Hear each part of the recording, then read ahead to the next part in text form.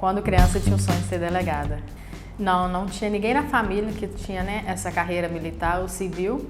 Eu assistia bastante filme e gostava dessa postura, né, do delegado, dessa convivência, do trabalho deles. Quando eu fui prestar o vestibular, eu tive duas opções, né? Na verdade, você tem que ter duas escolhas lá, pelo menos na época. Eu optei tanto para educação física como para direito. Eu cheguei a optar pela educação física porque, como eu já praticava judô desde criança, as pessoas então me incentivavam, falavam: não, Michele, você tem um perfil para poder ser realmente uma professora, né, na área de educação física, para dar aula de judô. Só que eu não tinha aquela paixão para aquilo, eu fiz mais por questão de ter as opções. Então eu optei tanto pela educação física como pelo direito. No meu período da faculdade de Direito, eu trabalhava ainda, eu dava aula de judô, então dava aula de judô na academia e escola. Aí chegou uma fase que teve um concurso para estágio remunerado na prefeitura. Aí eu fiz esse estágio, passei e comecei a trabalhar direto com o pessoal, com advogados, e fui passando por um processo bacana lá. E lá eu já trabalhava na área de IPTU e já com regularização de imóveis também. Então foi onde eu comecei até esse início voltado à carreira que é hoje definida por mim. Mais ou menos, mais pro finalzinho do curso, teve um rapaz que estudava comigo, me chamou, era uma época um lançamento de loteamento, aí onde eu fui começar a trabalhar como corretora de imóveis. A gente fez o curso, era eu mais duas pessoas, fomos no Rio, fizemos o curso do corretor de imóveis lá e comecei a participar a carreira em loteamento. Eu acredito que ele chegou a ver a questão de determinação, porque mesmo eu trabalhando, dando aula de judô e ainda pegando os estágios de prefeitura, eu consegui manter os dois e ainda estudar.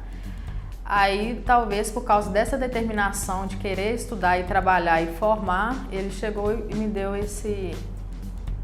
essa oportunidade.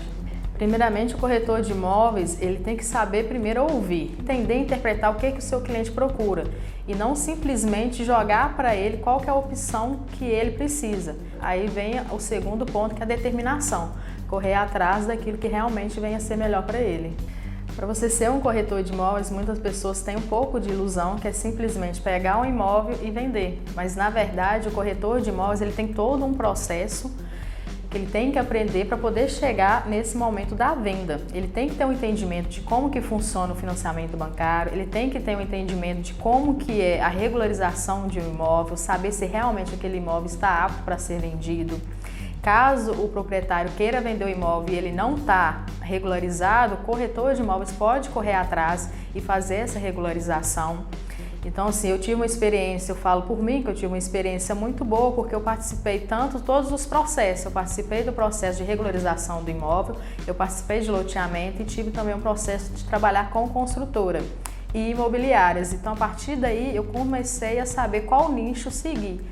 O direito ele ajuda bastante, porque chega um momento na venda, principalmente quando é um valor mais alto, que você precisa ter um conteúdo melhor, na verdade uma sabedoria para poder administrar a venda.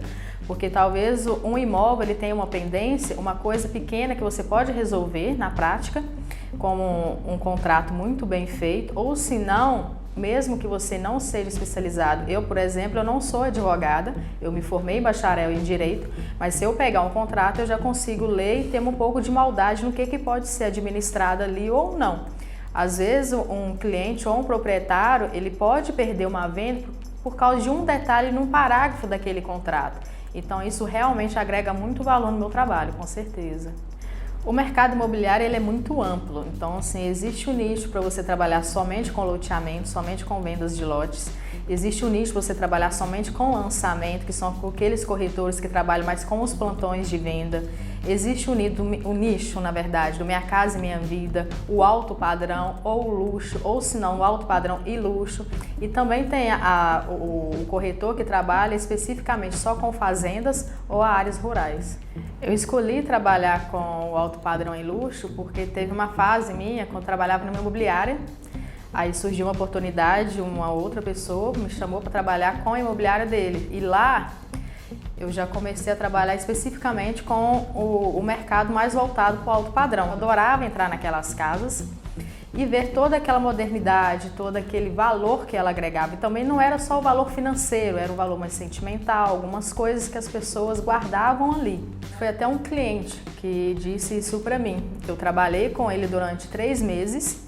E apresentei para ele simplesmente 3 imóveis. Então ele falou assim: Michele, por que você não trabalha mais voltada para esse nicho? Ele falou que eu tinha essa paciência de ouvir e interpretar qual que realmente é o perfil do cliente e selecionar o imóvel adequado para ele. O cliente de alto padrão e luxo, ele é um cliente mais exigente e é um cliente mais reservado também. Então ele não tem aquele perfil de você simplesmente pegar um imóvel caro e jogar para ele que ele vai querer aquele imóvel. Não, você tem que entender realmente o que ele procura. Então o corretor ele tem que ter aquele cuidado e aquela paciência para interpretar qual que é o imóvel que ele quer. Porque existe imóvel, vamos supor, de alto padrão, que não atende talvez um cliente que quer um imóvel de luxo. O valor que eu falo não é o financeiro, mas assim aquele que ele quer agregar para o cotidiano da vida dele. Às vezes um cliente ele procura a praticidade de rotina, o outro já procura o lazer para a família, ou se não até ele quer os dois. O alto padrão, ele existe alguns requisitos para ele ser definido como alto padrão. O principal dele é a localização. Então, o imóvel muito bem localizado estrategicamente, ele é considerado alto padrão. O imóvel de luxo, não necessariamente, ele tem que estar em uma excelente localização. Você pode encontrar, exemplo aqui em Patinga, você pode encontrar o imóvel localizado, vamos colocar no bairro ideal, no valor de 2 milhões. Por quê? Porque lá ele tem agregado muito luxo. Então ele utiliza um acabamento da melhor forma que tem. Ele pode estar usando material, por exemplo, uma bancada de silestone, que é um valor mais alto. Ele pode estar colocando o piso em granito. Então, sim, ele agrega muito valor financeiro e emocional naquele imóvel, por isso ele é considerado luxo. Eu me considero uma boa vendedora porque eu tenho uma característica muito bacana que agrega muito valor no meu trabalho, que é a parte de ser neutra. Mas você tem que ter a capacidade de entender tudo aquilo que envolve esse imóvel.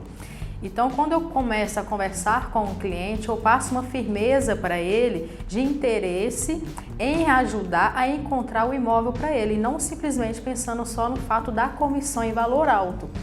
Tem um caso muito bacana, na verdade são vários, mas esse especificamente foi a partir daí que eu vi que realmente eu estava no caminho certo. Um cliente de alto padrão entrou em contato comigo que ele estava precisando de mudar, onde ele morava já não estava mais propondo felicidade para a família, porque era muito próximo ao ambiente de trabalho. E como o trabalho dele era perto da casa, acaba que as pessoas iam direto na casa dele, procurando isso, perdia a privacidade. Então eu comecei a conversar com ele e eu fiquei muito feliz porque o primeiro imóvel que eu apresentei foi o imóvel que eles compraram. Mas claro que ele queria ver um outro. Ele falou assim: Michele, eu apaixonei com esse imóvel, mas me dá mais uma opção. Eu dei mais uma opção para ele e a partir do momento da segunda opção ele falou assim: Michele, realmente conversei com minha esposa e você acertou, esse imóvel é o que a gente quer. Então depois que eles mudaram, tiveram lá, ligaram, agradeceram bastante. Então isso para mim foi muito gratificante. A internet ela ajudou muito em relação à venda, porque através dela eu consigo fazer uma filmagem de um imóvel, eu consigo mostrar para um determinado cliente, às vezes eu mando para ele só um link de um determinado imóvel, ele consegue visualizar o imóvel completamente até sem ir no imóvel.